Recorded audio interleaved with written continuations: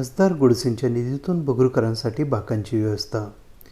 भगूरगाव परिसरात सकाळ सायंकाळ फेरफटका मारण्यासाठी घराबाहेर पडलेल्या ज्येष्ठ नागरिकांसाठी तसेच जनतेसाठी जागोजागी काही क्षण विश्रांतीसाठी बाकांची व्यवस्था करण्यात आली आहे. नाशिकचे लोकप्रिय खासदार हेमंत गोडसे यांच्या निधीतून या बाकांची व्यवस्था पुरवण्यात आली आहे. शिवसेना शिंदे गटाच्या युवा सेनेचे उपजिल्हाप्रमुख मंगेश करंजकर यांनी खासदारांच्या वतीने सदर बाके भगूर परिसर ज्येष्ठ नागरिक संघाचे अध्यक्ष दादासाहेब देशमुख, अंबादास पाटील, नरेंद्र जोशी आणि ज्येष्ठ नागरिक संघाच्या सभासदांकडे सुपूर्द केलेली आहेत.